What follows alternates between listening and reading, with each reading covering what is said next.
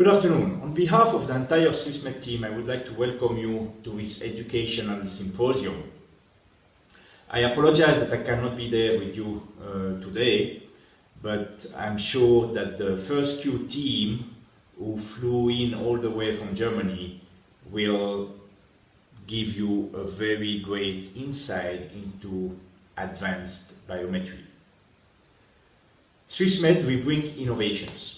Products are important, technologies are important, but even more important is knowledge, education, know-how. And even though all of you know about biometry, I think Daniel will be able to provide insights and tricks to even fine-tune and get even better results. We talked about advanced technologies, and last year we have introduced into the Philippines the Cassini total astigmatism corneal measurements. And as you know, the K readings are one of the key value in order to calculate IOLs, and having the possibility to measure the total corneal astigmatism is now a game changer, which will definitely lead to tighter and more precise outcomes. A second technology that we are just about to bring in is the TearLab osmolarity diagnostic device. The tear film is an important factor for the quality of the corneal measurements, and being able to assess the quality of this tear film in order to exclude one measurement and treat the patients for dry eyes first before going ahead and calculating IOLs can be critical. Again, as a summary, use of the best diagnostic technologies is critical to get optimal outcomes, but even more important is the know-how. And the advanced technology, the advanced biometry course that we're going to have today is a step in this direction. Once the IOL has been calculated, the use of the right implant for the right patient is important. And should we get an outcome that is not what we expected, then thanks to First Q, we have the opportunity to use an add-on IOL in a secondary procedure and give the patient the vision that he wanted to have. So I wish you a learnful evening and enjoy. Thank you very much. So in behalf of Pascal, I would like to welcome each and every one of you here. Good evening, everybody.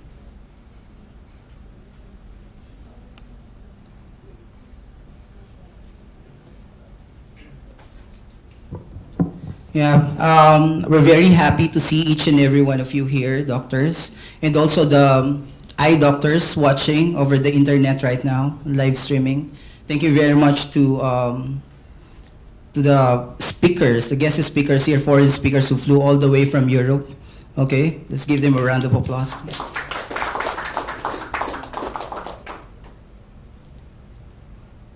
So we are SwissMed Philippines, and our head office is in Singapore. We also have offices in Malaysia as well. Just recently, we opened SwissMed Thailand and Australia. This is our office. We're just located actually nearby, a few blocks away, in Ortigas Robinson's Equitable Tower. But we're opening more innovations to these countries, okay? And then the vision really is to expand and bring innovations and latest technologies in the market today. So what's the SwissMed commitment? The team's commitment is to make the latest innovations available to leading ophthalmologists, mainly in Southeast Asia. Number two is to provide exceptional service to our customers and partners as well. And this one it's really to help and eliminate dependency from large industry partners. As you know, doctors, I came from a multinational company as well. So I came from Alcon, I came from Zeiss, and when I was there, nakita ko na most of the technologies na nandun, parang yung thinking ko is that ito lang yung technology na available for the Filipino doctors. Until such time that I was able to talk to Pascal. And then he exposed me to conventions in Europe, in the US as well. And I've seen yung all technologies na available na pwede palang magamit ng mga Filipino doctors. So it's not just this multinational companies yung merong technologies, but also we need to make it available dun sa mga ophthalmologists as well dito sa Asia. So kung ano yung latest innovations right now in the market, we need to market it dito sa SwissMed. So here, this is the first innovation summit that we did. Okay, and this was held last, sa Raffles. With this Raffles, we invited Dr. Harvey, of course, and he did talk about the future of femtocataract and cataract surgery and flax. We also invited Arnie Sikam here. Arnie is the Filipino inventor of the LED corneal topographer, okay, that is being used right now worldwide by top ophthalmologists. Dr. Cesc Espiritu, as world-renowned doctor, he discussed about the oculentis intraocular lens. Dr. Aloysius Low of Malaysia also joined us on this meeting. This is last PAO, all right? Again, Dr. Harvey was there to discuss about the future of cataract surgery. Dr. Ken Kenyon discussed about the amniotic membrane and the future of this technology. But the highlight of last PAO was the talk of Dr. Jojo Aquino. As you know, Dr. Jojo Aquino, he's like the biometry man in the Philippines. Okay? Biometry man is very keen about doing calculations, formulas. He would love to be here actually. But just recently he said, meron na akong cataract and I'm a surgeon and I'm also a practical shooter.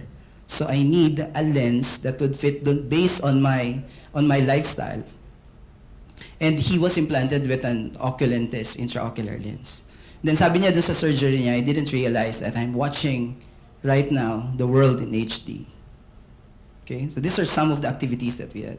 So more innovations coming your way. We have the add-on intraocular lens, the bioanalogic intraocular lens.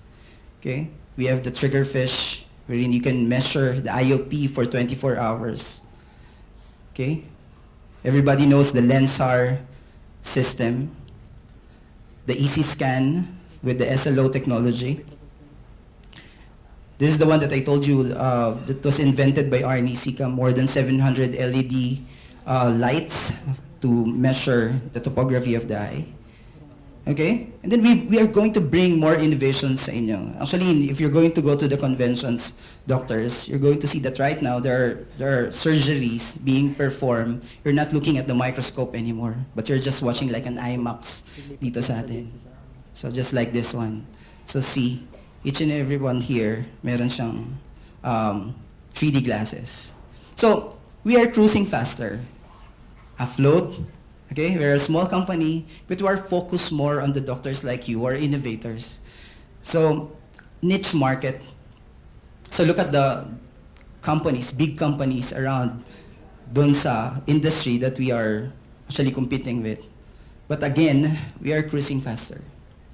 So, we do understand, SwissMed understand, that there are lots of fears. Going towards a premium practice, there would be fears, of course. One is biometry calculations. Oh, of course, I'm going to manage yung post-op results ng patient. And also patient expectations. If we're going towards premium practice, okay, you're going to, ito yung pinakamahirap daw managing yung expectations ng mga patients. Because these are sometimes nagka-operahan natin, like it's our relative, VIPs, mayor, congressman, sometimes lawyer. And the expectations pagdating dito actually very difficult. That's why we have fears. This one, na-note ko siya, actually just a few months ago. You know, sino yung may mga cellphone dito before na 5110, 3310? Ako meron ako nun. Okay? Sobrang sikat ng Nokia before. And right now, parang they filed like a bankruptcy. The Nokia CEO said, we didn't do anything wrong, but somehow we lost. Alright? And I think most of us na nandito right now, and also the eye doctors watching on the live stream, they would like to have this change. Because if you don't change, okay, you shall be removed from the competition.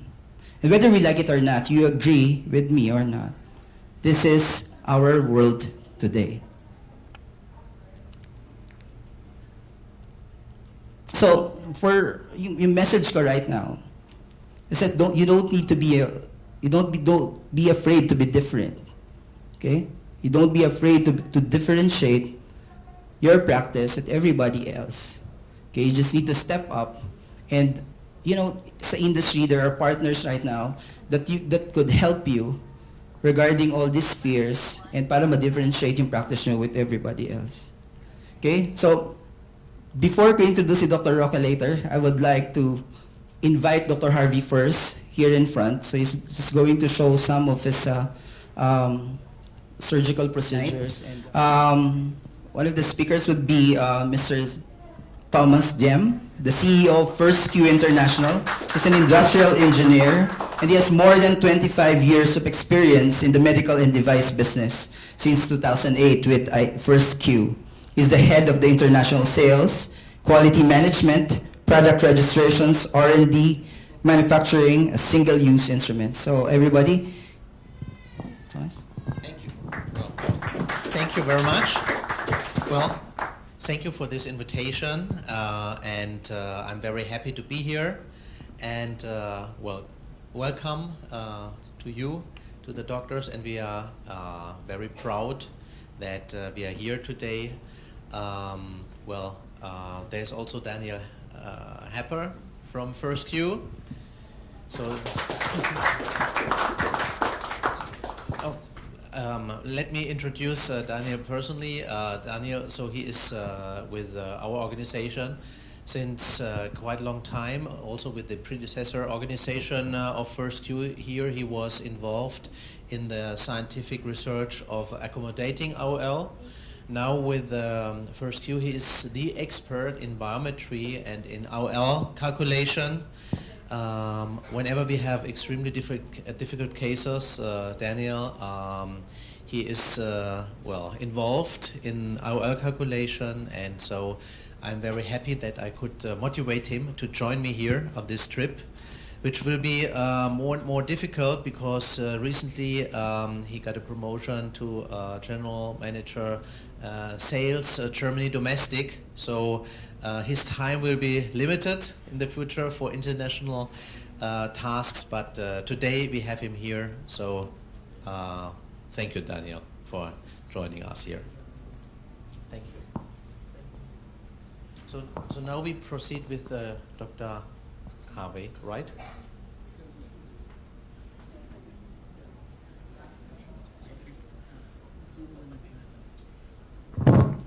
So good evening, and I'd like to welcome our friends from Germany here.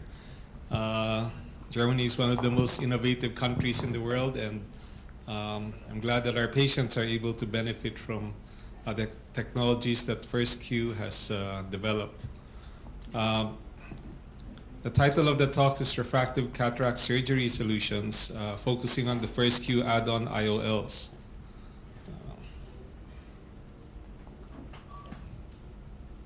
So it's very good if we can get perfect results every time we do cataract surgery, but the sad truth is many times we will actually wind up with refractive errors that make our patients unhappy and also make ourselves unhappy. This is especially true if you're doing premium IOLs where the patients expect to see very well after the surgery, but unfortunately There are many sources of error in the process, and a large number of patients actually wind up not getting the results that they want. And when you have residual refractive error, we basically are faced with several options. One of them is to have the patients correct their error of refraction by having the patients undergo LASIK or PRK. But LASIK or PRK can cause spherical aberrations that can reduce the contrast of these patients. So you may wind up correcting their refractive error, but the patients might start to tell you that they don't see very sharply, and they might not be happy after the LASIK. Another option is to change the intraocular lens power to the correct one. So the disadvantage of this is, first, it could be a very costly solution, especially if you implanted a multifocal lens or a multifocal toric lens. But another factor is to change that lens induces some surgical trauma. And the trauma may actually cause additional changes in the patient's corneal shape, and you can get more refractive errors. There can also be inflammation. You can have cystoid macular edema. So there are certain disadvantages in changing that intraocular lens. Plus, after you do the surgery, the clock starts ticking. You have about maybe 3 months time with which you can change that lens easily. After 3 months, then that's no longer an option. And then we're very happy that for several years now, we've had access to add-on or piggyback lenses to help us correct refractive errors. And we found that compared to changing the intraocular lens, the add-on piggyback lenses induces much less surgical trauma, because all you have to do is to put that lens in the sulcus or on top of the original lens. You don't have to pull that lens out of the bag, free it, and then put the new lens in. The second advantage is better predictability of the IOL position. So the lens will be basically sitting in the sulcus, so you have a very predictable IOL position and a very predictable refractive outcome. If you want to do an exchange and you pull that lens out of the bag, sometimes you're not sure you're going to put the lens in the same position in the bag as the original lens. So for some years now, we've been working with different brands and models of add-on lenses. We started out using the human optics lenses, which have these C-loop type configuration. And then we moved on to the Sulcoflex lenses made by Rainier, which also have a C-loop, but they have kind of these more serrated edges on the haptic. And then finally, we're now using the First Q add-on intraocular lenses, which sort of have a plate design and a 4-point fixation with these flexible haptics. So over the next few minutes, we'll present 3 cases of how these First Q add-on lenses allowed us to achieve the refractive outcomes that the patients desire. So this is one case that we did. It's a 48-year-old male who developed myopic cataracts, and he came to us with -4 and -5 sphere with 20/40 vision in one eye, and we performed the phaco emulsification of this cataract, and we implanted the AT LISA lens in both eyes, and afterwards one eye did well. He had 20/20 more or less uncorrected distance vision with -0.25 sphere, but the other eye we were off by 1 diopter. So he had 20/40 uncorrected vision, and because he was driving, he was unhappy with the imbalance in vision. So you had several choices here. You could do your PRK or LASIK, but this might reduce the patient's contrast, and he might, because he's a driver, he might complain of visual disturbances. We could also exchange the AT LISA lens to another power AT LISA, but that's a very expensive solution. So at this point, we were we actually thought of implanting the first Q add-on lens. So this video will show you the 80 Lisa lens in the bag.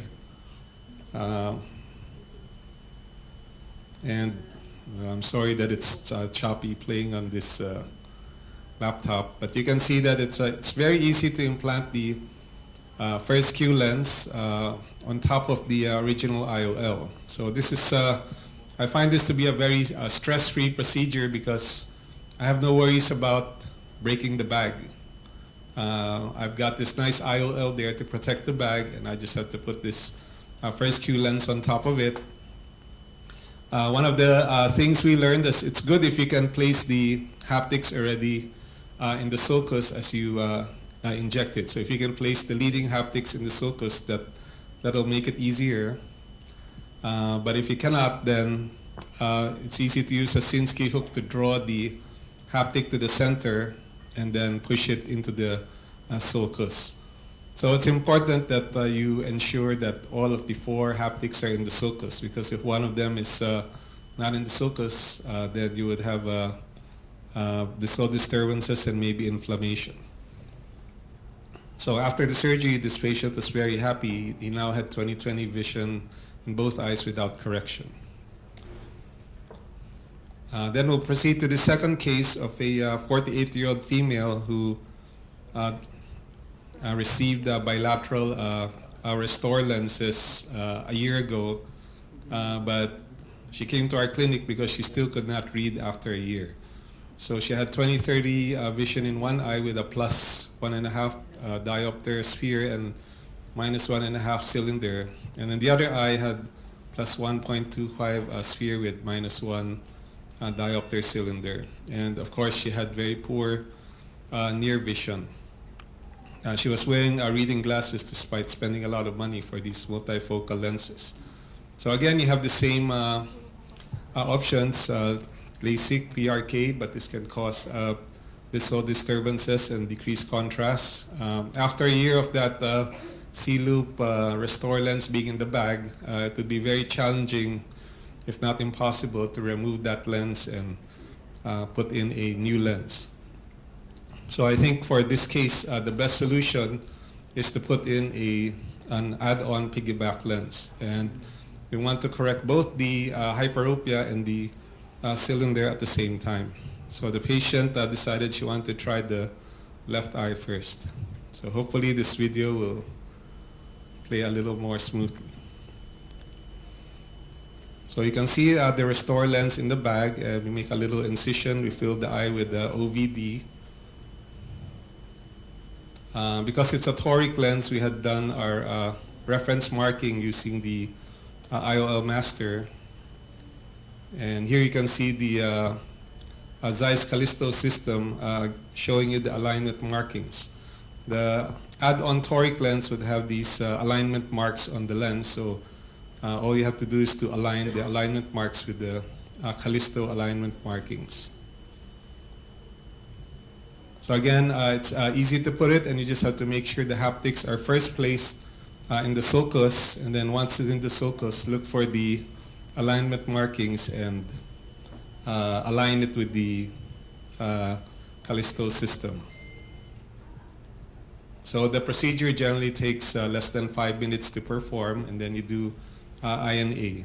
So the video is not playing well, but one of the things we wanted you to see from the video is that while you're doing the INA, the IOL is rotationally stable. If you put in one of the C-loop type add-on lenses, as you're doing the INA, there's a tendency for the IOL to rotate. So you might have put it first on the correct axis, but as you do the IOL, as you do the INA, the lens can move off the axis. And one of the problems with these C-loop lenses, if you miss the angle, to get the right angle, you now have to rotate these lenses almost 180 degrees to get it back into the correct position.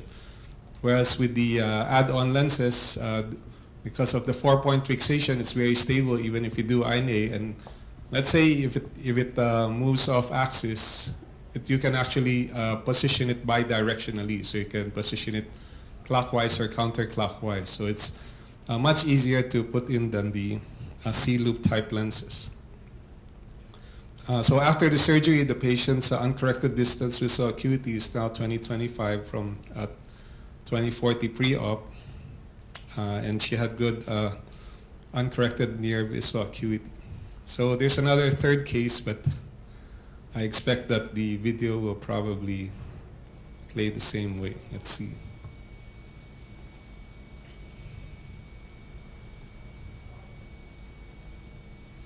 Okay.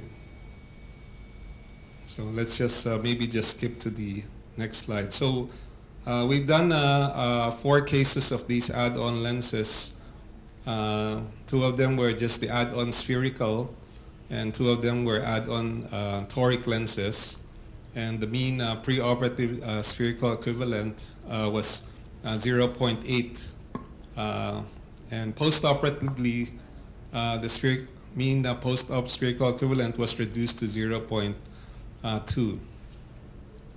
The mean pre-op uncorrected distance visual acuity was basically 20/40 for all of the eyes, and after the surgery it had improved to 0.9 or 20/25. So the patients are very happy. The recovery from this procedure is remarkably quick. If you implant this add-on lens today, the next morning the patient already feels the improvement in the vision. And it's basically a very atraumatic procedure. I would consider it no more traumatic than just putting the IOL at the end of your standard cataract surgery. So in summary, despite our best efforts, post-operative refractive surprises will occur once in a while. And add-on lenses offer a very easy solution for correction of these post-operative refractive errors. Among the different lenses we've tried, the 4-point fixation first Q add-on lenses provide excellent rotational stability, and this is especially helpful if you're trying to correct astigmatism. The design also allows bidirectional rotation, which makes it easy to get into the right position. And in all our 4 cases, the lens was very much well tolerated. So it's now become our lens of choice, add-on lens of choice. So thank you very much for your attention. So let me start with my presentation. I hope you can hear me if the microphone is like that.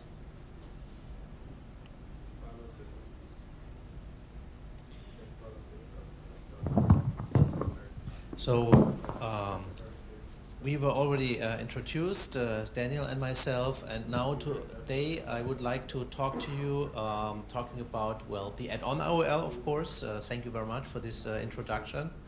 But also about First Q. Rüdiger Dvorak, he is the founder of First Q. He is an engineer and in the ophthalmic business since many years. Already 20 years ago, he was deeply involved in the development of toric IOLs at a time where really there was not that much interest in toric IOLs, and additionally he developed the first add-on IOL, which looked completely different at that time, and he realized what kind of benefit the patient has if the patient is suffering from astigmatism, or if there's a trauma and or any residual refractive error, to compensate through an add-on IOL. So we are focused on, well, best possible outcomes with our products, but also with our knowledge. And what's the scope of First Q? To design, to manufacture, and to sell intraocular lenses, surgical packs, and so on.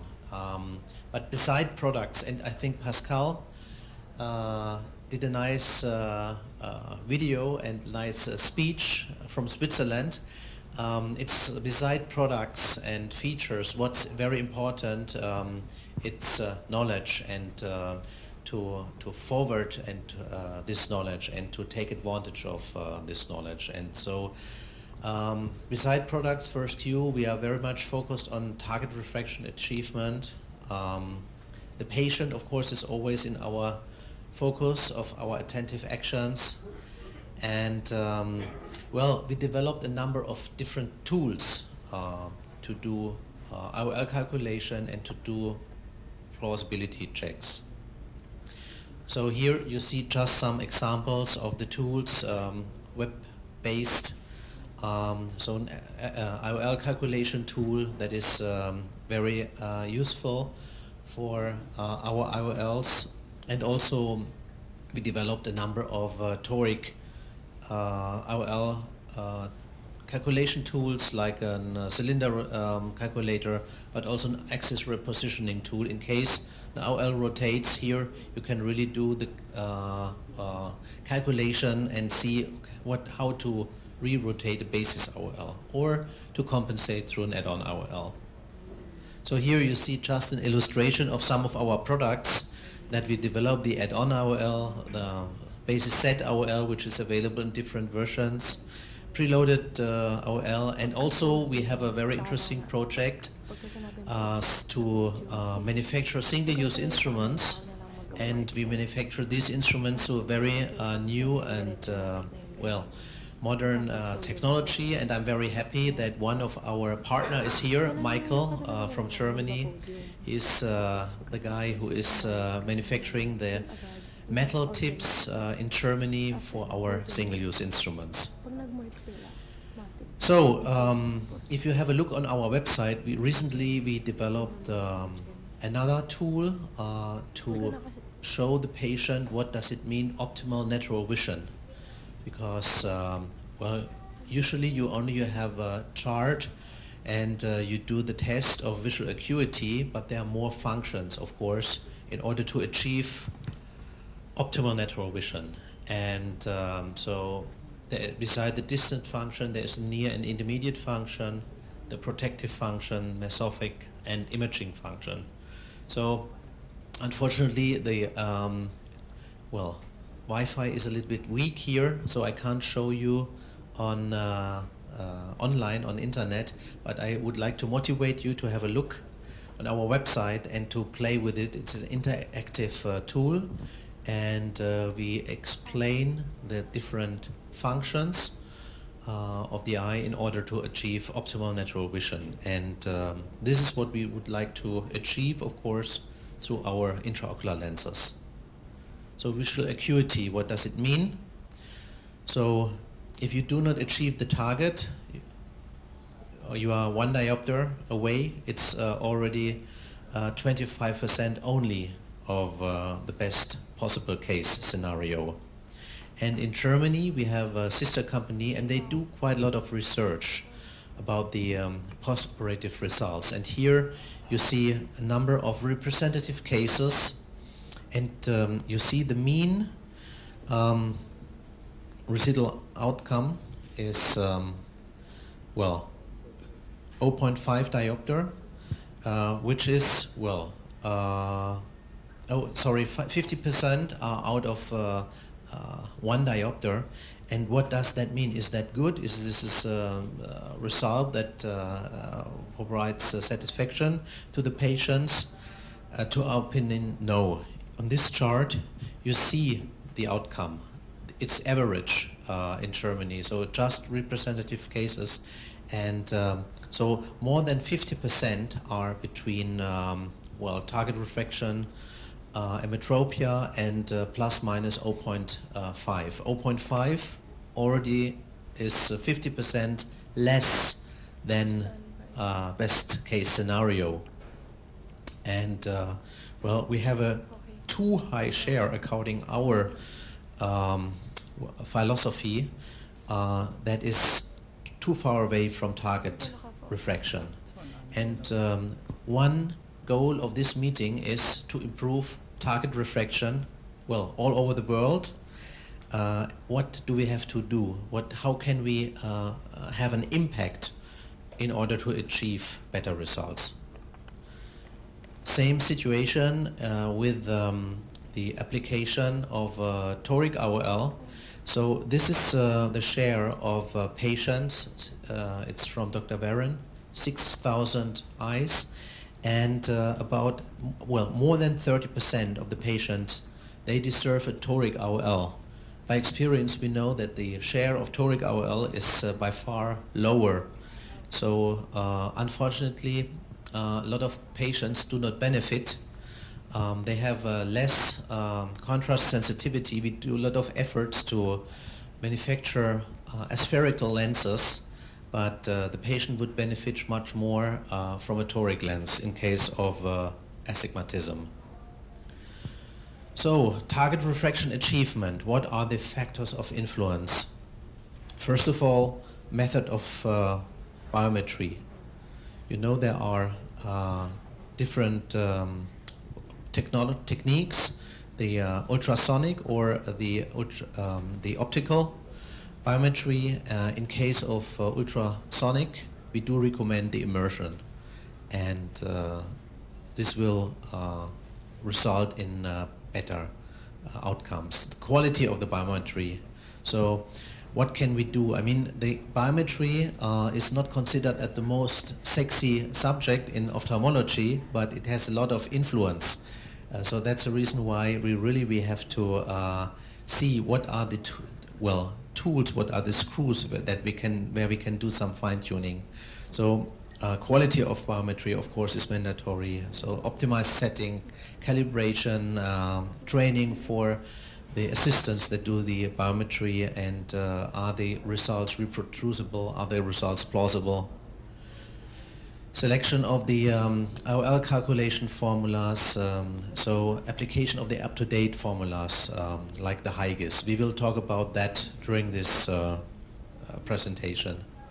The selection of the correct A constants, maybe even personalized A constants according to your experience, based on a well-selected database that you really only consider the cases that are representative and valid to define the correct A constants. There's also an issue with incorrect, with the position of the IOL postoperatively. You hear a lot of talks about that. Some formulas, they consider this position postoperatively, although it's always kind of a challenge to determine. Incorrect labeling of IOL, another issue, and so some the companies do 100% quality control, some do statistical based quality control. So I can tell you First Q is doing 100% quality control with our IOL, and so there will be no negative surprise in this content. The ISO standards, they allow a tolerance of some diopters, and if it's high or low power, 1 diopter is already kind of issue. Again, our lenses are 100% controlled. And surgical techniques, of course, small incision surgery. This also, involves the outcome and the correct IOL selection, and we will talk about that a little bit more detailed later. We saw the video of Professor Sauder from Stuttgart talking about the progressive add-on IOL and the features of our diffractive optic design. It's an identical optic design for our basis IOL that he described in the video. So now I would like to ask Daniel to talk about IOL calculation.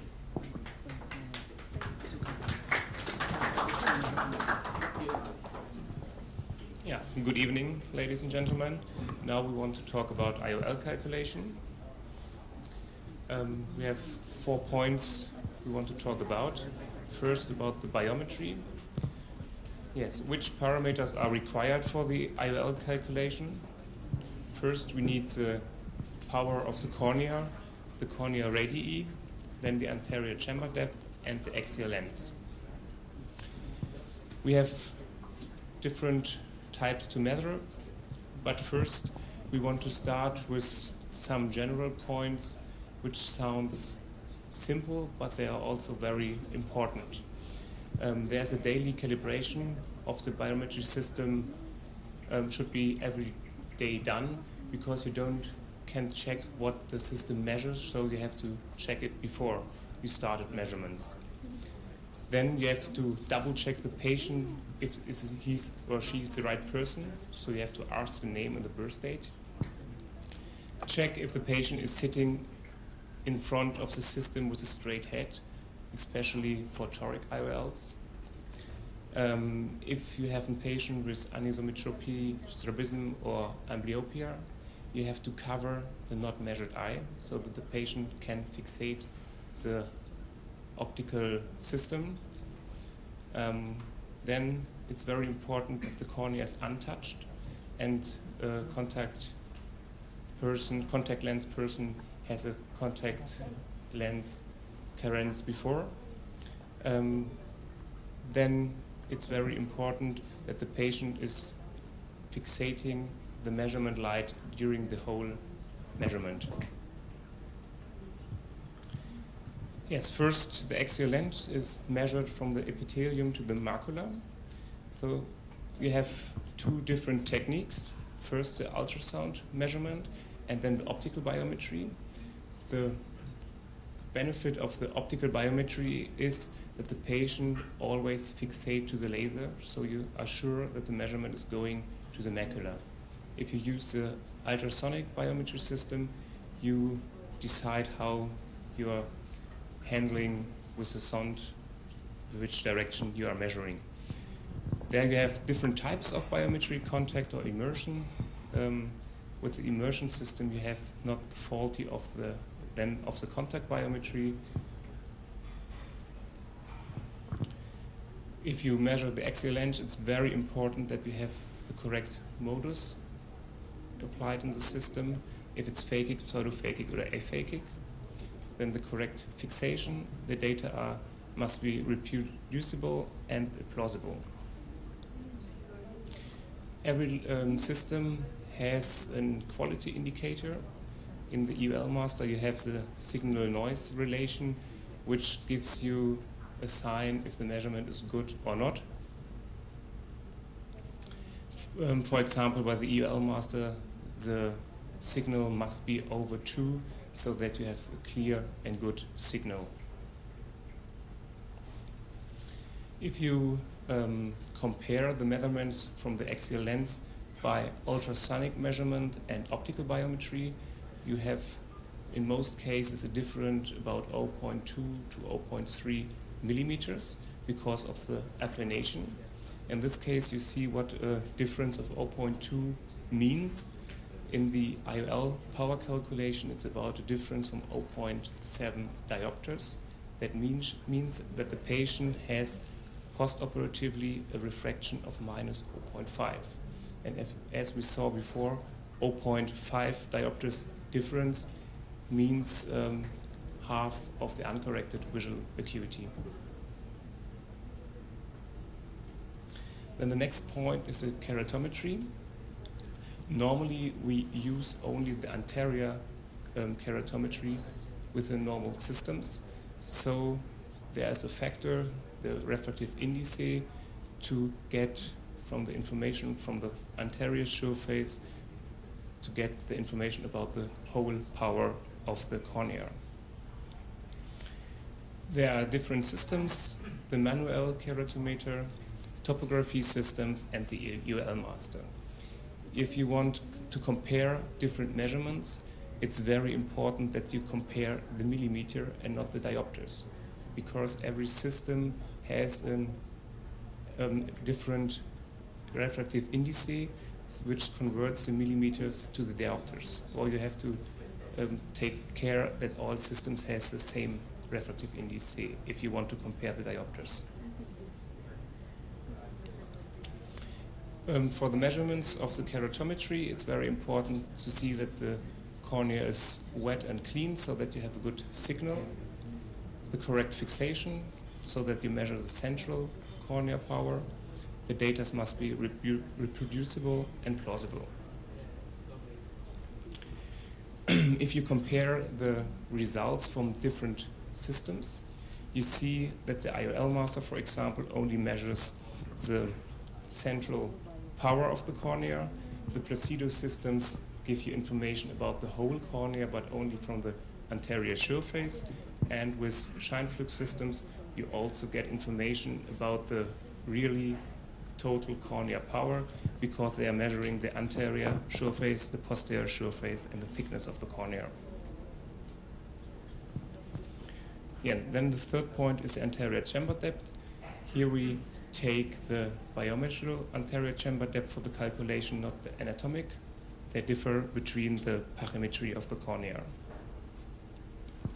Here it's important that you measure until the lens, and the data must be reproducible.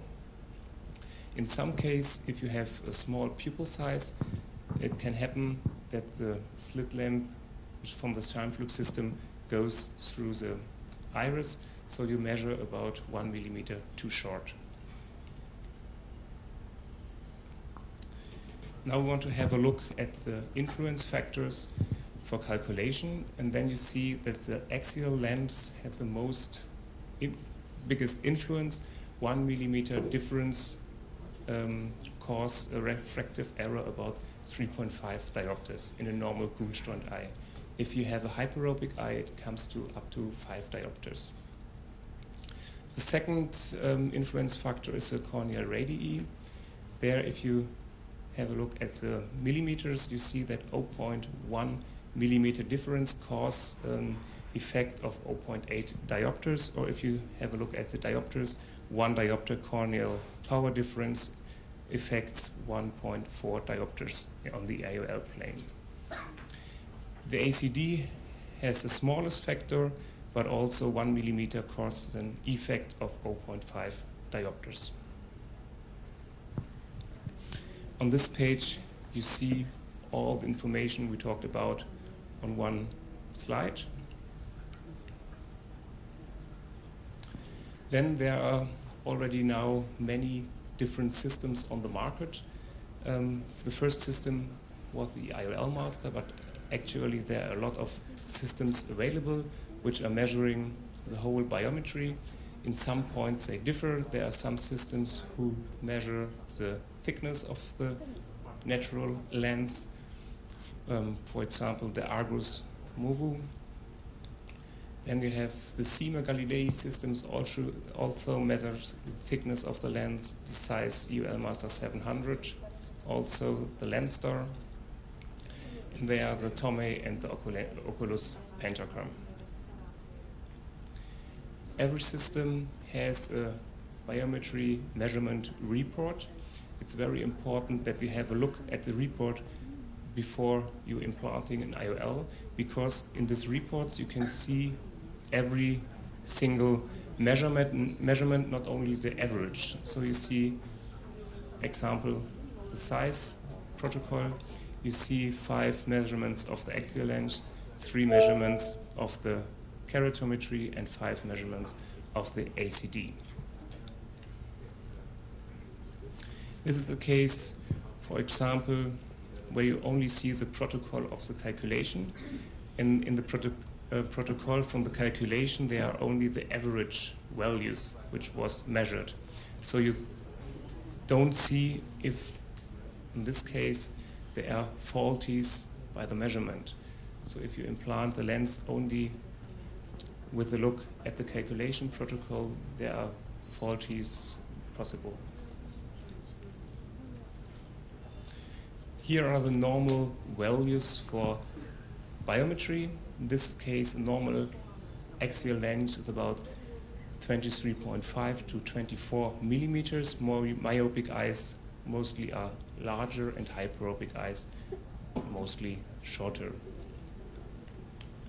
Then the keratometry is about 7.7 to 7.8. Refractive induced myopia, they are lower than 7.7, and hyperopia higher than 7.8 millimeters.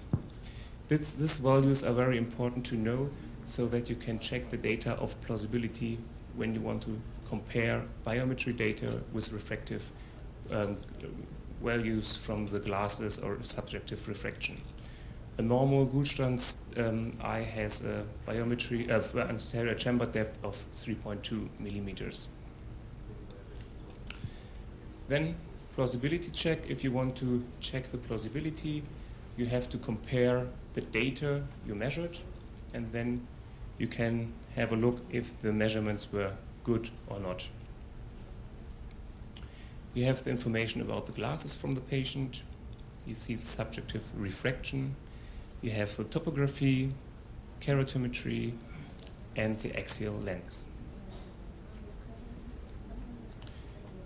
Here are the effects of the calculation. You see it again. We talked about it. So it's very important that the axial lens and the keratometry radius are good measurements. For example, you have the refraction and the biometry of the eye. You see, you have to look at the spherical equivalent from the refraction. In this case, it's about -3. Then you have a look at the biometry, and you see in the average, it's a normal cornea, about 7.6 millimeters, but the axial lens is about 1 millimeter longer.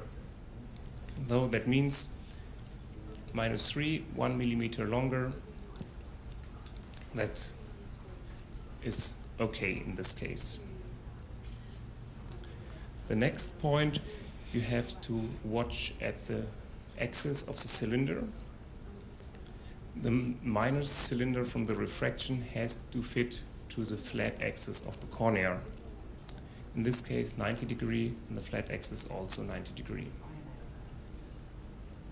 Then you have to check the height of the cylinder. In this case, we need power.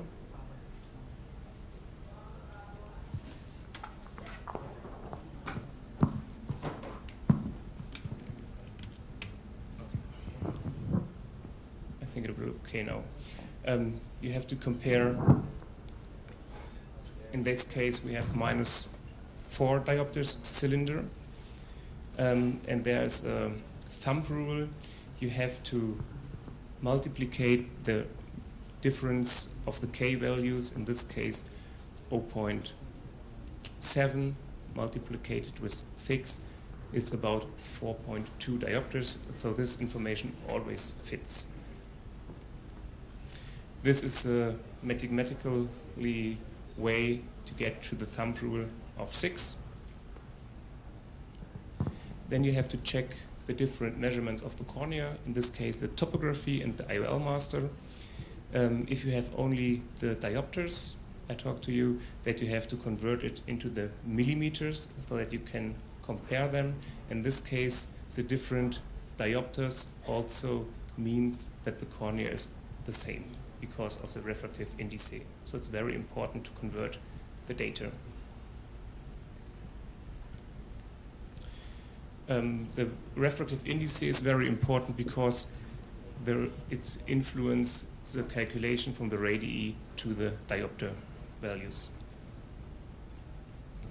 The next point you have to check is the A constants. You can do it if you have a look at the biometry. In this case, we have a normal axial lens, near normal cornea, and a normal ACD. But the calculation says that the IOL has a power of 25 diopters with a goal emmetropia. And though you see it's a hyperopic lens, so this calculation doesn't fit to the biometry.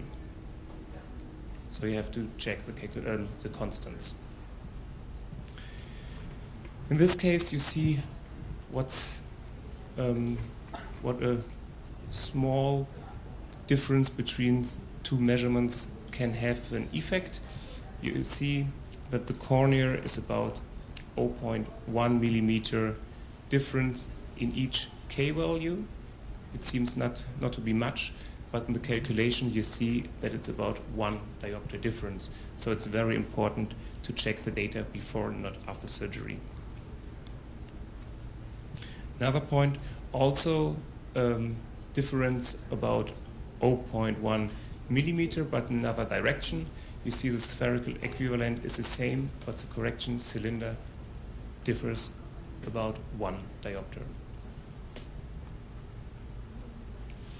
Now here's an example where we have all data, the refraction, the biometry, and the topography of the eye. First, we can check, we have a spherical equivalent about 3.5 diopters. Then we have a look at the axial lens. It's about 0.5 millimeter shorter. That means a hyperopia of 1.5 diopters. Then you have a look at the average K value. That is about 8 millimeter. The thumb rule 0.3 to the normal eye. Multiplied with 6 means 1.8 diopters. So we have an hyperopic eye about 3.3 diopter. This fits very well to the subjective refraction of 3.5. Then you have to check the axis. You see the minus cylinder axis in the refraction is 135 degrees and 130 degrees at the flat axis in the cornea, so that fits also good together. Then you can check the cylinder. In the refraction it's -2. If you take the thumb rule, difference in millimeters from K1 to K2, it's 0.3 multiplied with 6. You have 1.8 diopters, so this fits also. And the ACD is also normal. Then you convert the diopters from the topography, and you see that always fits to the keratometry from the IOL master. For this case, everything is good. Then we have another case. Where we calculate the spherical equivalent. It's about -3.5. Then you have a look at the axial lens. You see the eye is 1.5 millimeter longer. That means 4.5 diopter myopia. Then you see the average K value is 7.4. That means about 1.8 diopter steeper, so more myopia. So it's about -6.5 diopters. Then you see that the axis from the refraction and the keratometry don't fit. It's about 100 degrees difference. Also, the corneal astigmatism doesn't fit to the refractive cylinder. And then we have a look in the conversion of the dioptic power from the topography. So you see also that there's a difference to the biometry of the UL master. So in this case, the patient should be measured again because it's not correct. Yeah, then I got a sign. We have to do a short break. Sorry. No, dinner. Dinner, okay. Thank you very much. Now we want to go to the optics. We start with basic optics. There are 3 ways to change the way of the light. First, it's the optical refraction. When a ray enters a plane, then it will be change the way like the Snell's refraction. And then the second way is the optical reflection. A ray comes to a mirror, for example, and it will be change the way in the same angle as it comes to the mirror. It will go in the same angle away. In reality, it's a combination of both reflection, refraction, and absorption of the light. The third way to change the wave is diffraction. If you have a wave front which is entering to a pinhole, for example, the front of the wave will change while the wave is coming through the pinhole. Here, for example, 4 pinholes, the wave front is coming to them, and then the wave front changes while entering through. Beside the pinholes, the waves have interaction to each other. If you have, for example, two waves where the peaks are the same, the wave will get higher peaks, a constructive interference.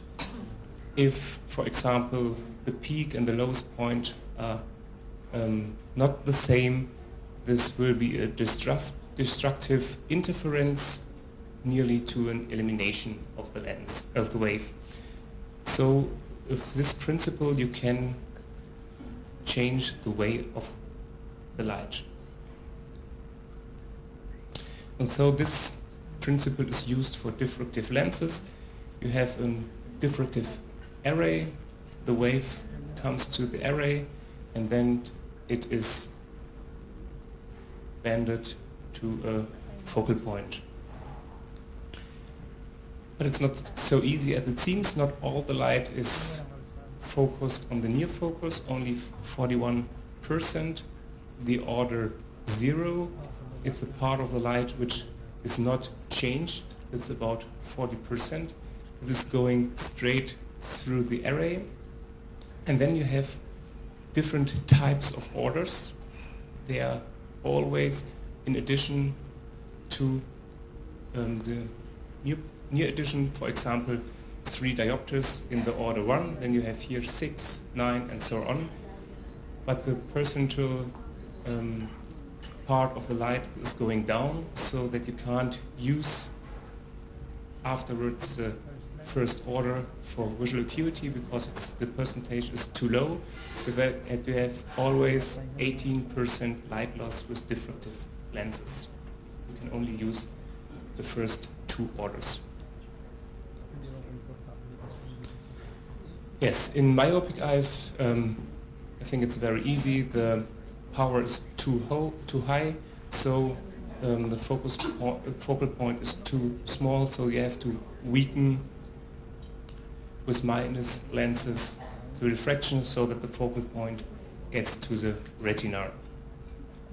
In hyperopic eyes, it's the power is too short, so too weak, so you have to add a plus lens in front of the eye to get more power into the eye so that the focal point comes to the retina again. Then you have with monofocal lenses, with spherical lenses, spherical aberration. The spherical aberration is always with spherical lenses, planes given. It depends on the height to the middle of the lens. Central ray will focus in the focal point of the lens, but rays which come in the periphery to the optic will have a shorter focal point, so that you have a distance which is called spherical aberration, where different focal points are near each other. And the situation for the patient is that he has on the retina overlapping pictures from all different focal points, so that the picture is not very sharp and the contrast sensitivity goes down.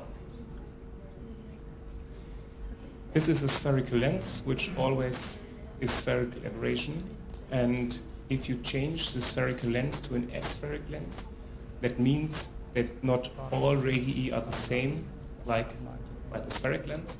The radii get longer so that the lens is flatter, and the effect is that the power in the periphery is not the same like in the center, so every ray is focused in the focal point of the lens, so that you have a picture in the eye that had a good contrast sensitivity.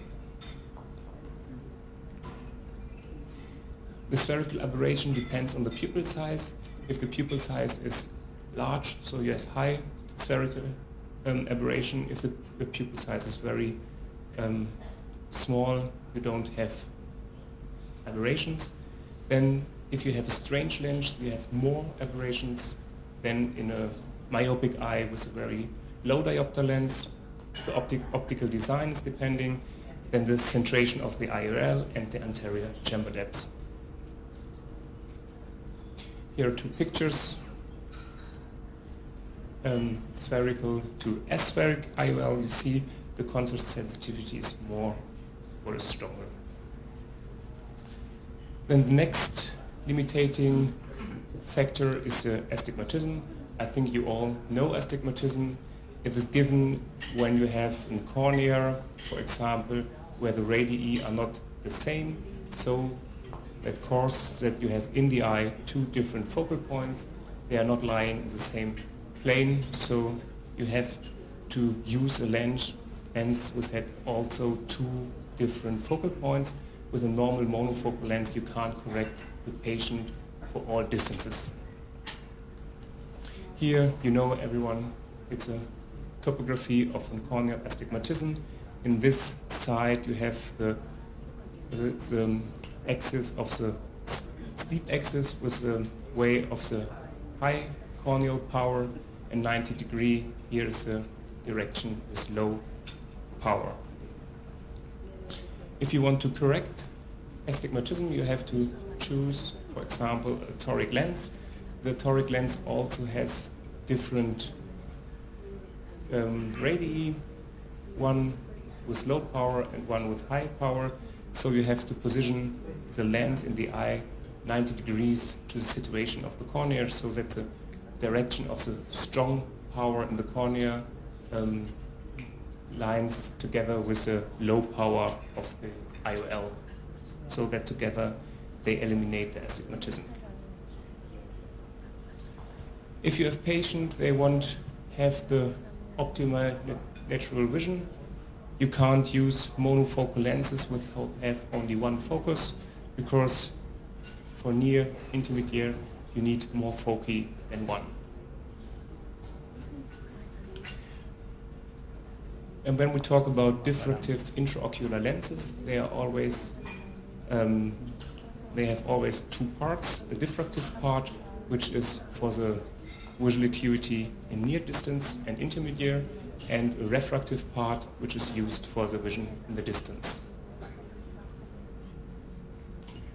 That's the way you all know the diffractive refractive EOLs. Our diffractive EOL has 7 steps. In the central 3 mm zone, the periphery is only for the visual acuity in the distance. So if you have a situation in the darkness with wide pupil, the patient has a stronger part for the distance vision and the lower part of the spectrum for the near vision. It's an aspheric optic, and the steps from the rings goes from 2.2 microns to 1.4 microns from the center to the periphery, so it's apodized, so you have a change in the maximum to the periphery. And this lens also gives the patient the opportunity to see the near and the intermediate and also the far distance. This is the principle of the lens. Professor Sauder, in the video with which we started, told us how the lens works. It gives the patient the opportunity to see in the distance, in the near focal point, and also a functional visual acuity in the intermediate distance. Yes, then I give up to Thomas. So, thank you very much, Nadia. So, these were the most important aspects, I think, of the whole training. The detailed information in biometry, and also detailed information in IOL calculation, the formulas. So I would not like to miss the opportunity to talk a little bit about our IOL, but I will go through this presentation quickly, because we have 9 o'clock, so theoretically we should stop now. But let's go through the presentation quickly. So, what's important to achieve an optimal natural vision? Of course, you need to have excellent products. We are in strong competition with other companies. Well, I think we can succeed through our knowledge, and we are very happy to be able to provide this knowledge to our partners.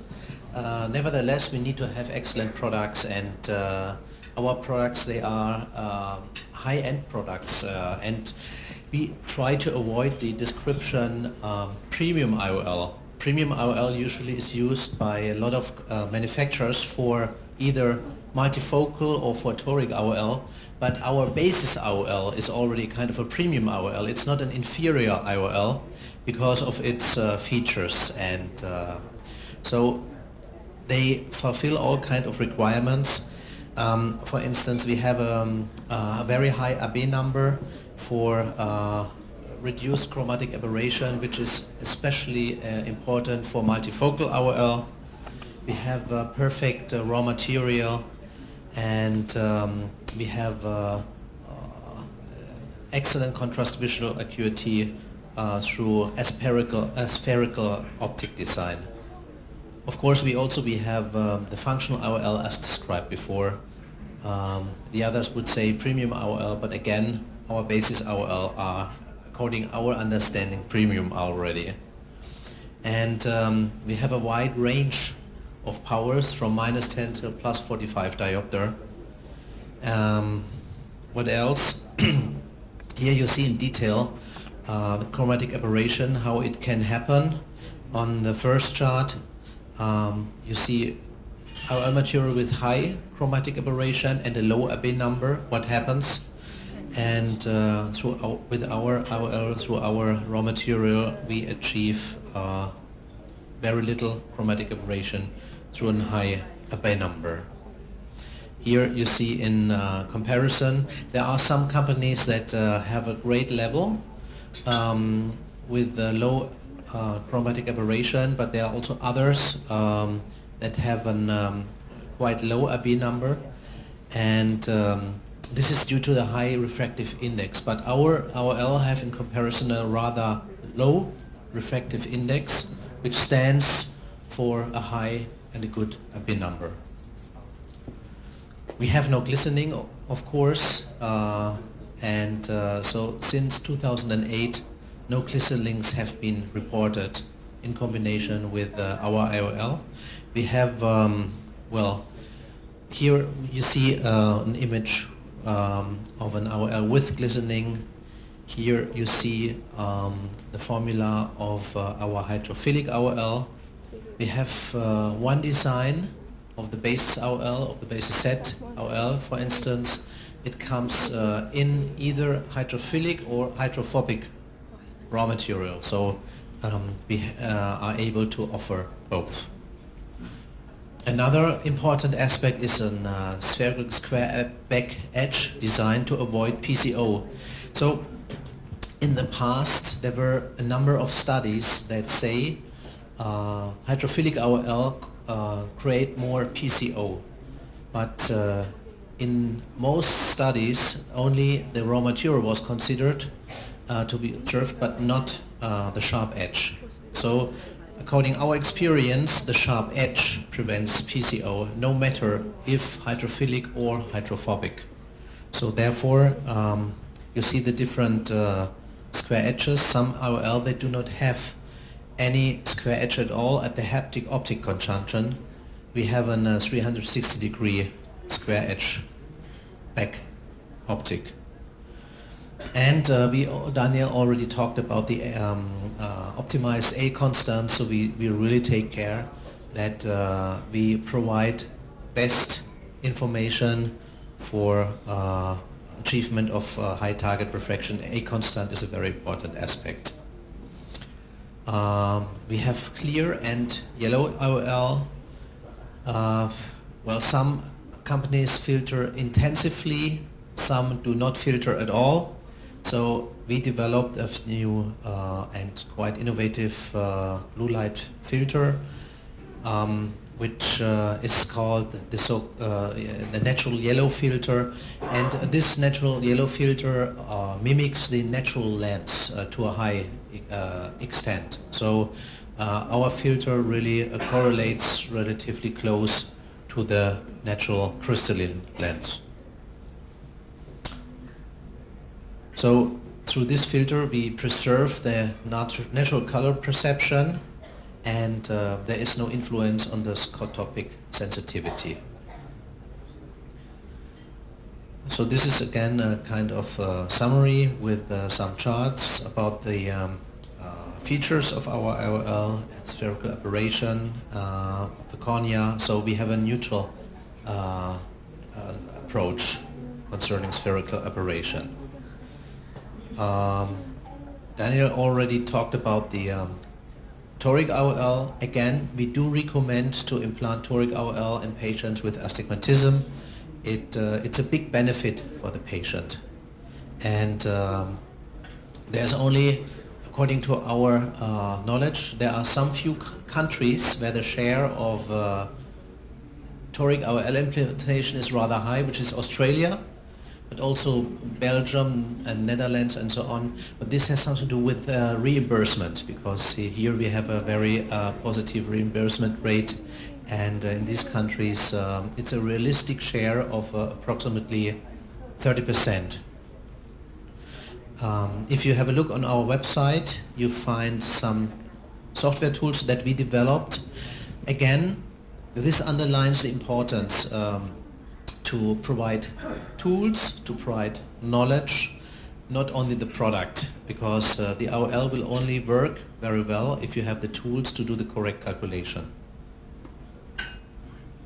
So I think this is the reason why a lot of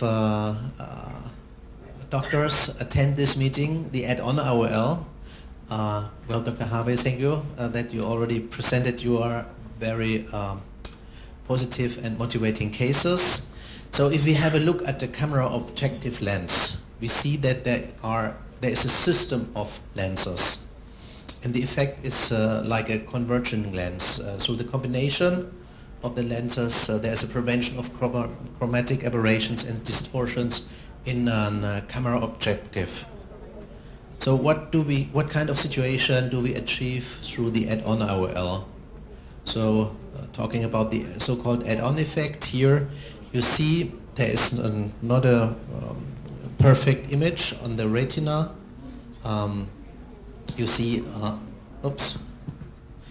the image is not clear. It was not clear.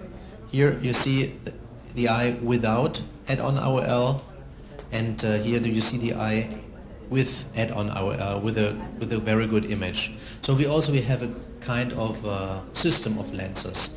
And how does it come that we achieve very good results? So there's still a lot of space for studies and R&D activities, because on the optical bench it's difficult to answer the question why the results are very often superb. Even if the target refraction was achieved with one lens, we have the better results with the lens system. Why? Maybe you find the solution. The light rays in the eye are different after cataract extraction. So the anterior chamber depth is going to be changed in the case of implantation of an artificial lens into the anterior chamber. If we have a look at this picture, at this image, the situation of the light ray of a basis IOL in the capsule in combination to the add-on IOL is much more similar to the situation of the natural crystalline lens. So we have the light rays directly behind the aperture, which is the iris. So this might cause some positive effect. There are also a number of talks about negative dysphotopsia, and now a number of studies say that an add-on IOL implantation can solve the problems of negative dysphotopsia. We believe that also it can have a very positive influence in case of positive dysphotopsia. How does negative dysphotopsia occur? Through refraction of light, so either through the sharp edge of the basis IOL in the capsule, that the patient identifies a kind of a shadow in the periphery. It can also be caused through the capsulorhexis, because also the capsulorhexis is breaking light. So this can contribute in addition to negative dysphotopsia. And add-on implantation eliminates this phenomenon of negative dysphotopsia. Some time ago, there was a study of Professor Sauder, who implanted a number of multifocal IOL in the capsule and also a number of multifocal IOL in the sulcus through an add-on IOL.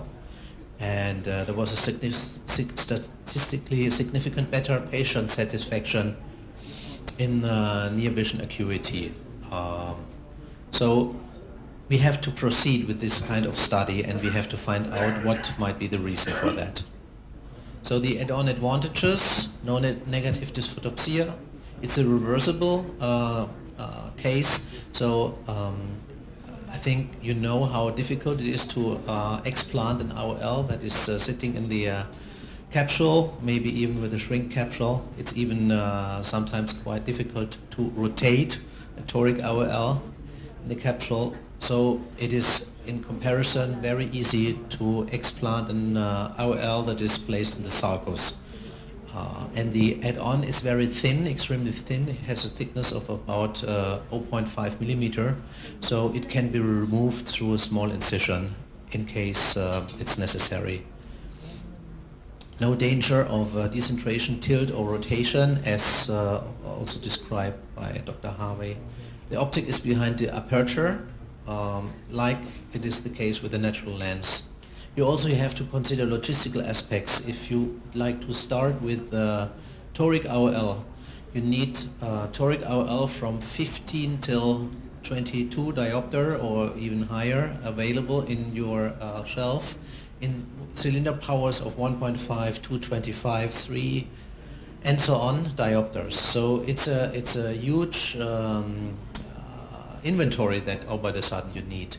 If you start with the toric IOL, you can implant the basis IOL in the capsule, and you have just some plano add-on IOL with the cylinder of 1.5, 225, 3 diopter. You can already cover all kind of cases to compensate astigmatism.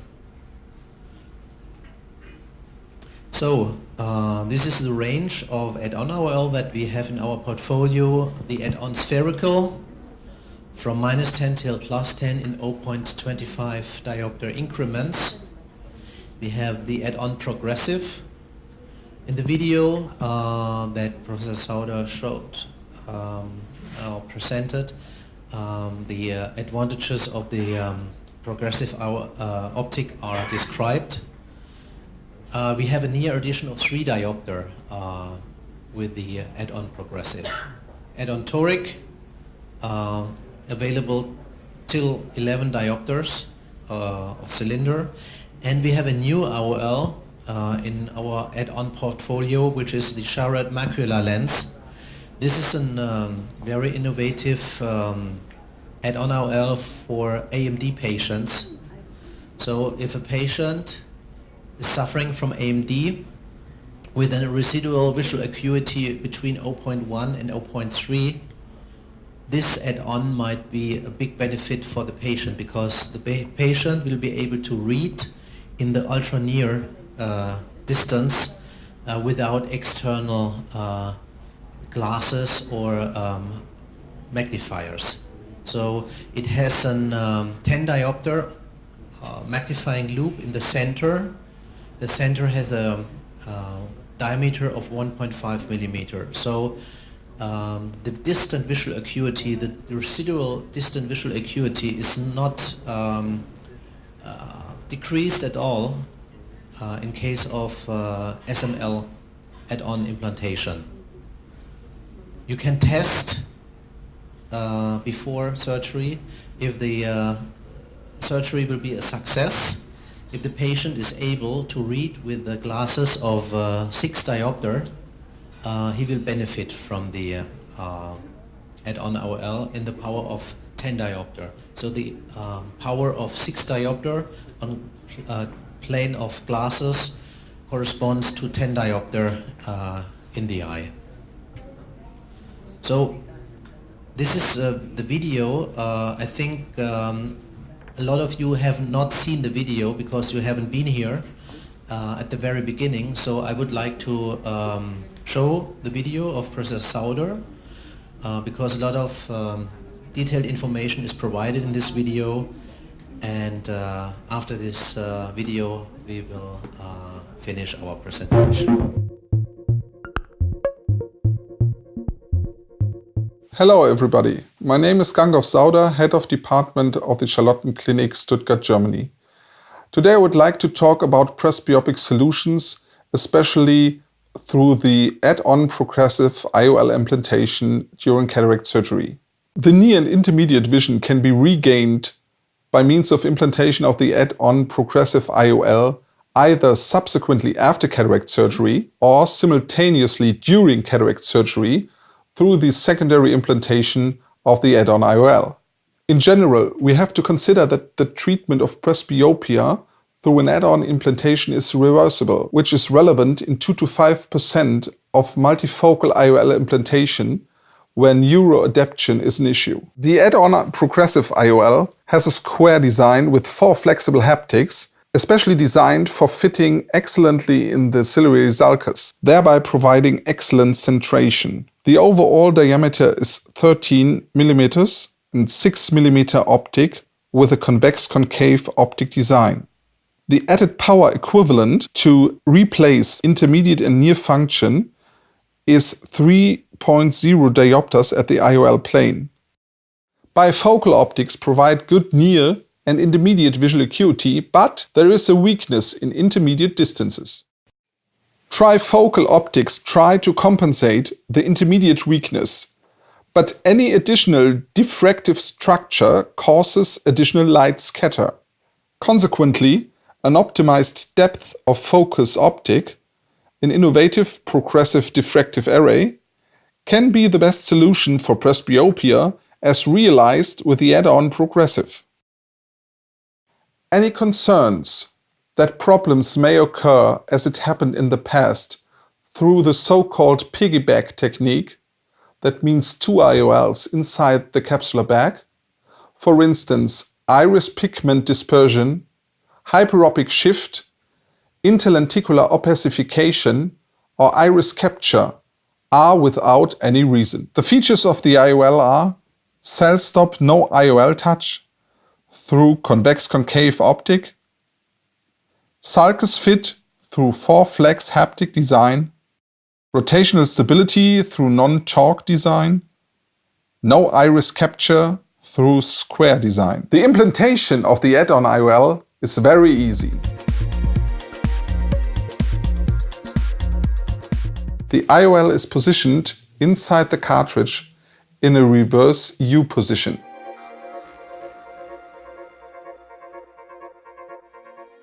I recommend dispersive viscoelastics inside the anterior chamber to allow the add-on IOL to unfold very soft and very controlled. The IOL is then positioned in the ciliary sulcus by rotating all 4 haptics.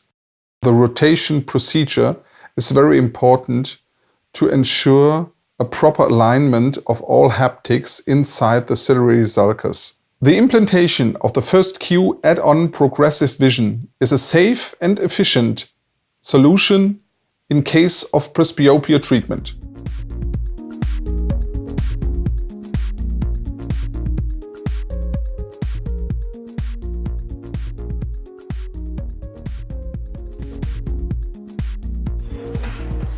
So, thank you very much for your attention. Now, you have the opportunity to answer some questions in case there are some questions. I might need Daniel to support in case of tricky questions in the area of biometry. Is there a formula to calculate the cylindrical power of the lens at the cornea?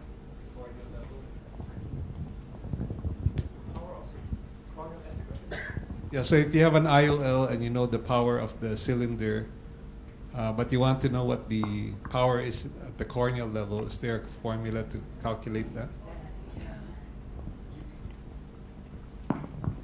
If I get the question right, you can measure the corneal astigmatism, or No, I have an IOL, so I know that the power of this IOL, as in the manufacturer's box, is, for example, 2 diopters. yes, But I want to find out what the effect of that IOL is at the level of the cornea. yes, you can. So how do we calculate? There are formulas which you can calculate.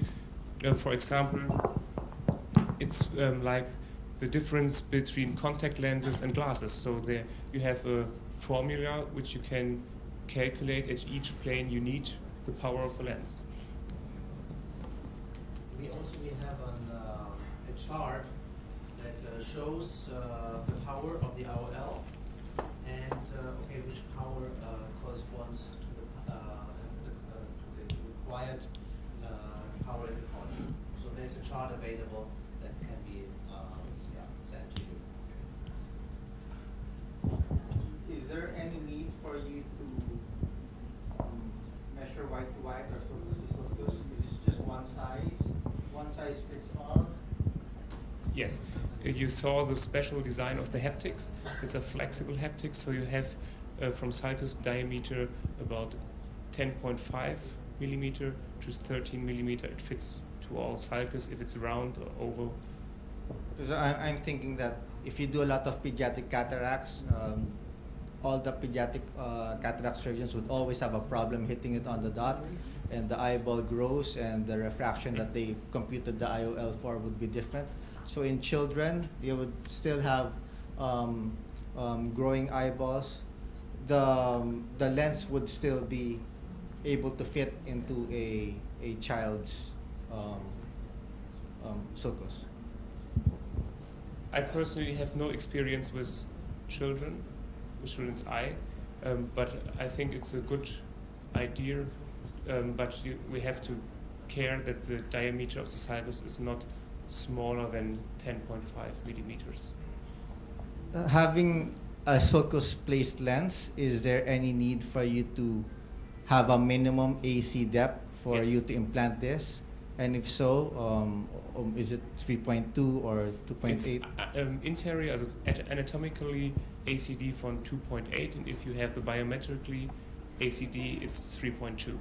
Okay, and it being a sulcus lens, do you have any case that you have a pupillary block? Is there a need for you to do YAG laser iridotomy in these cases?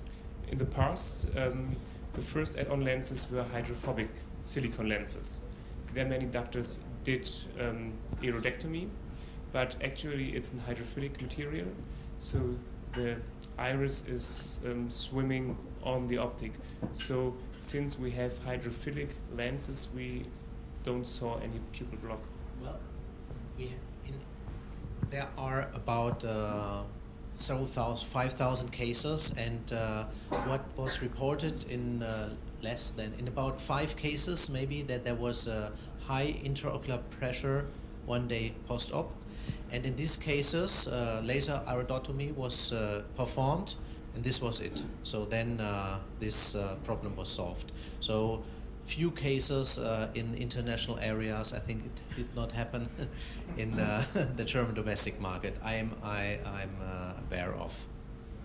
Yeah, and in general, I mean, this question white to white makes a lot of sense, because a lot of surgeons that implant an ICL are also quite interested to implant an add-on IOL, pseudophakic secondary IOL in the eye, but you have much more space in the eye, because the artificial lens, of course, is much thinner, so there's a lot of space, and in general there is not that much there are not that much problems, and we do not need different diameters in the haptic configuration. You having said that, you already have an excellent sulcus-based platform. Do you have anything in the pipeline with respect to a phakic IOL? Well, there are a lot of R&D activities at First Q, which we can't explain in detail, but of course it's a very interesting subject, and we put that into consideration.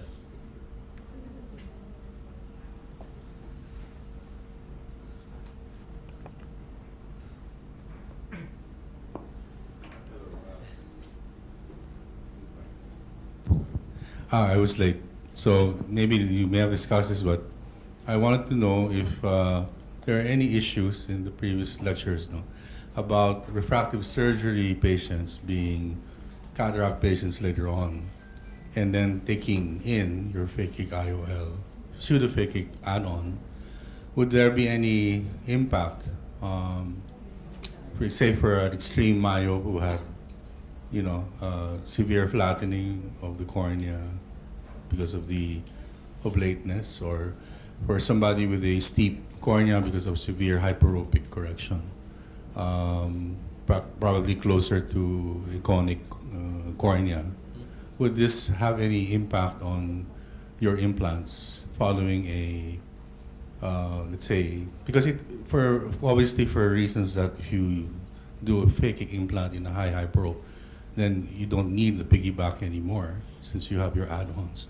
But wouldn't the extreme, let's say, alteration of the cornea be a factor in your lens calculations? And that's the first question. The second is, what is the best formula out there, since you had a topic for biometry of the eye? What is the best formula out there for a post-refractive patient who has had maybe high degrees of myopic or hyperopic correction? Those are two questions. Sorry. Yeah, if you have a phakic patient with have LASIK, for example. Yes, or any form of corneal refractive surgery. Yes. You can use the Haigis L formula, ray tracing formula, and the ASCRS website. There are also formulas available. Yes. I think with ray tracing it will be the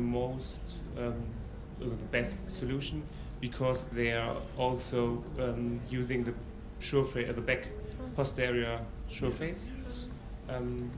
But so you have to need a biometric machine which measures the posterior surface, and ray tracing is integrated. If you calculate add-on lenses, it doesn't matter because you know the You've already achieved subjective emetropia, refraction of the patient, Yeah. and so you can calculate the lens into the eye. So you know how many diopters you have to change. So the add-on for hyperopic patients is also an ideal. You're saying it's an ideal lens instead of piggybacking another IOL.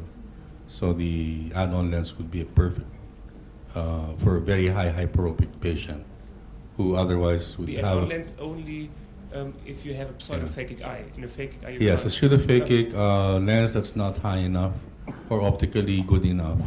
Since you mentioned about the double effect of this photopsia as being from two lenses, and you cited the advantages of having your add-on lens on another phakic lens, a pseudophakic lens rather.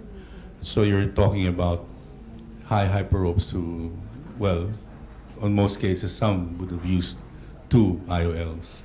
Instead of that, the add-on would be a perfect solution. If the patient is too hyperopic, the ACD will be the limiting factor, because you need an anterior chamber depth of 2.8 millimeter. But if this is given, you can also implant the add-on 2.8 is also how much? inside, from the Yes. epithelium 3.2. No, because I thought for a phakic lens, an ICL would require at least 2.8 also.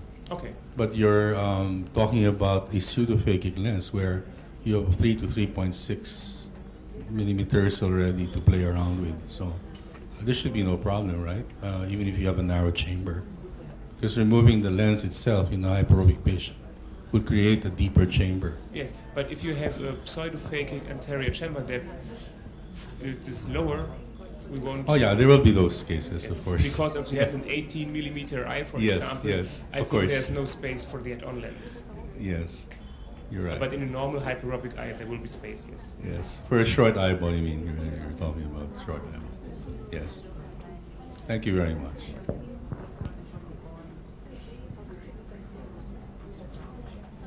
I guess the next logical question would be, let's say we have a refractive surprise post-surgery. I'm the surgeon, I end up with a -2 patient. What requirements do you have as a company for me to compete for the lens add-on? Do I repeat the biometry, or do I just send you the subjective refraction for me prior to ordering? The subjective refraction is the minimum, but it would be nice to have the post-operative biometry, that we know which lens was implanted, which power had the lens, which subjective refraction was achieved, and then we can construct the eye and calculate it again with ray tracing, so we exactly know what, in ideal case, what's gone wrong, and so we can calculate the add-on IOL of both ways, biometrically and from the refraction into the eye. Would the pre-operative biometry together with the post-operative biometry be required, or just This the would be post-op? perfect. Should be both, no? Yes. Okay. If possible, yes. If But if there's a case the patient was operated in another hospital, you don't have any pre-operative biometry, the post-operative biometry is also okay. Do you have like an online ordering system or online calculator for us to use or play around with? Actually, we calculate the IOLs, So we just but send it over I to think I hope to Send it over ECRS to it will be MLM, online available. Okay, sure. Okay. Stocks, how do we order? How soon? What's the turnaround time? 1 day, 1 week? Yeah. You know. Well, you have to put pressure on the distributor that they have a high stock in Asia. No, we are of course continuously manufacturing add-on IOL. Logistic is an issue to get the lenses from Europe to Asia, but we have a good, excellent availability of the popular range. So, of course, we offer a very wide range, so there are thousands of different powers possible. For instance, an toric add-on IOL in the power of -6.22 with a cylinder of 9 diopter. Yeah, so this lens most probably will not be available from stock, but this is a special case, and usually the patients are willing to wait till this special IOL, it's almost a kind of a special IOL, this IOL is made available for him. So these cases are difficult to supply of stock, but the popular powers we have in stock available. So for customized lenses, it would be anywhere from 8 weeks to 12 Yes, you see 8 weeks, that's a realistic time we have to manufacture. Then the lens has to be sterilized, we have to do a validation of sterilization and so on. We have to do the measurement if the manufacturing was achieved, the requested power. So if everything is okay, 6 till 8 weeks is a realistic period of time. Raw materials and product, let's say you hit it on the head in the first customized, what's the minimum number of weeks? 6 between anything between, okay, till it's here, let's say 8 weeks. So if you miss creating the first one, it's going to be 12 weeks automatic. There will be a delay then. Yeah. Doesn't get it, you make a new one. Yeah. So that's 12 weeks, 18 weeks, and so on and so on. We are getting better and better with any special add-on IOL we make. Do we have any experience using it for aphakic eyes? No, we have with aphakic. Okay, well, right now we have a range of power between -10 till +10. So it's a limited range.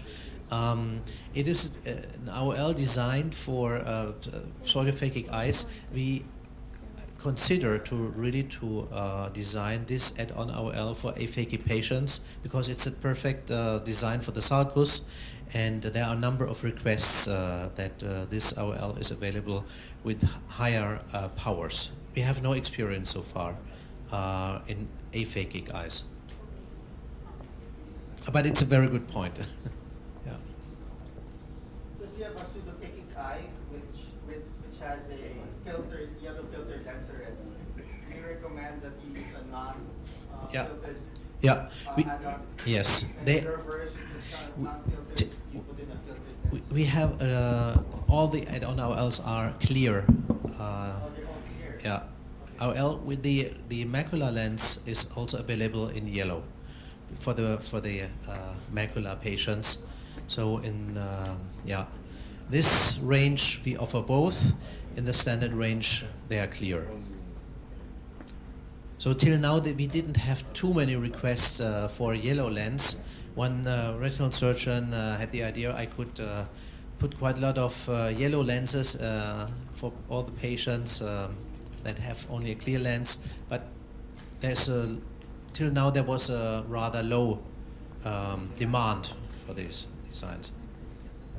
That's another good idea to increase the range, but we already have so many IOLs in stock which would double inventory. Do we have other questions from the floor? So, thank you very much for your attention. It was a big pleasure for us to presenting our IOL and our knowledge about IOL calculation. Thank you.